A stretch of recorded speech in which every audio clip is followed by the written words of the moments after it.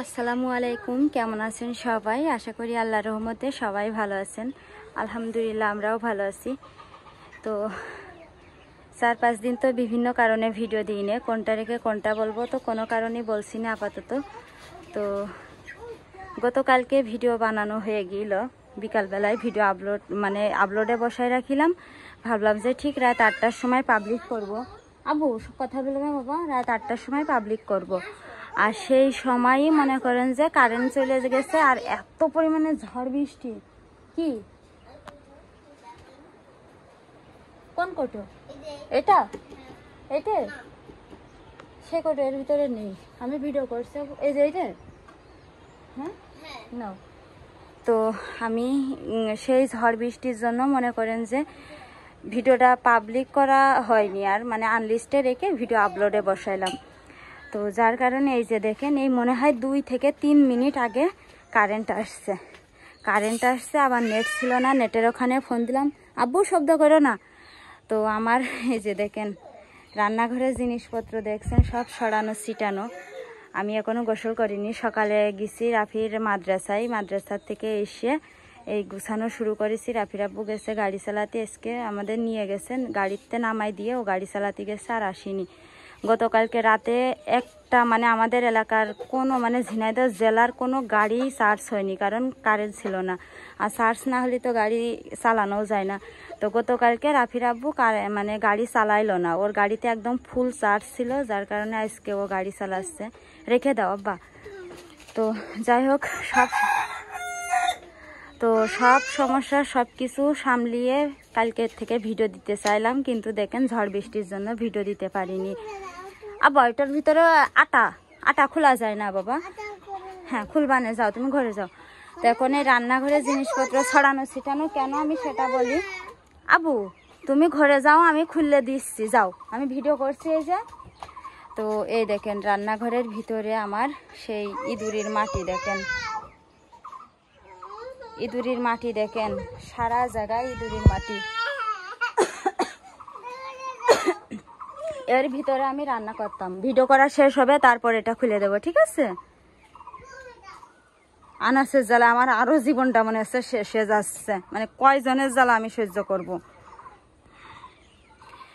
তো যাই হোক, যা বলছিলাম আমি, দেখেন এই যে রান্নাঘরের ভিতরে ইঁদুরের মাটি দেখেন, এর ভিতরে এতদিন আমি রান্না করে খাইছি। তো অবশেষে সব কিছু ভেবে চিনতে মনে হলো যে এই জীবনে যতই হাসড় কাসড় করি আমি, মানে যাই হোক, আমি আর বলছি না ওইটা, আসলে ভিডিওয় আমি চাচ্ছি না আর কোনো কিছু বলতে।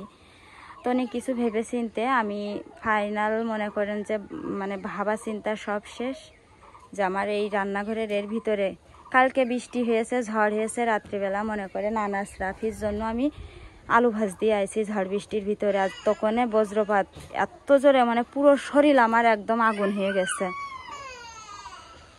রাফি পুরো শরীর একদম আগুন হয়ে গেছে আমার। মনে হলো রাফি তো কানছে, বলছে যে আম্মু তোমার এটার ভিতর আটা। রাফি বলছে আম্মু তোমার আলু ভাজা লাগবে না, তুমি ঘরে চলে আসো। ঘরে এসে ফ্রিজের লাইন টাইন সব খুলে রাখছি, বড় জোরে জোরে ডাক মারছে। সেই সময় মনে করেন আমি আবার একবার শর্ট খাইছি, ফ্রিজের লাইন খোলার সময় কারেন্ট ছিল না, তারপরেও ডাক মারলো, তা মনে হলো আমার গা শর্ট খালাম আমি। তো যার কারণে সব কিছু ভেবে চিনতে আমার সারা দিন দেখেন এই রান্নাঘর থেকে সিঁড়ি দিয়ে যে কতবার ওঠানামা করতে হয়। আমার এমনি কোমরের সমস্যা, আর এখন হাঁটুতেও সমস্যা, এই হাঁটুর ভিতরে আমার শুধু মানে ঘর পাক খাই। তো এই সব কিছু ভেবে চিনতে ভেঙে যাবে কিন্তু কাছের বইমটা। সব কিছু ভেবে চিনতে দেখেন আমার ফ্রিজটা খুলে রাখলো। আমি আনাসের জালে আমি আরও মনে হয় যে আমি পাগল, যা কয়দিন বাঁচতাম তার বাঁচবো না। আর ভিডিও করা দেখলে আরো বেশি বাড়ে সব ছেলেপেলের, আমি কি বুঝি না কিছু। তো দেখেন আমার হচ্ছে এই রান্নাঘরের ভিতর লাইট নেই আপাতত, এই জন্য দেখাতে পারছি না, পরে দেখাবো। আমার গোছানো কোনো শেষ হয়নি, আকাশে হালকা হালকা মেঘ হচ্ছে আবার।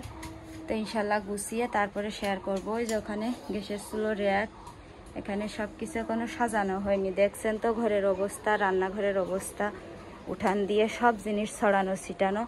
তো আমি জানি আপনারা সবাই অনেক চিন্তা করছেন আমার জন্য। তো মাত্রই কারেন্ট আসলো, ইন্টারনেটও আসলো, তো এই জন্য ভাবলাম এই ছোট্ট ভিডিওটা আপনাদের সাথে শেয়ার করি।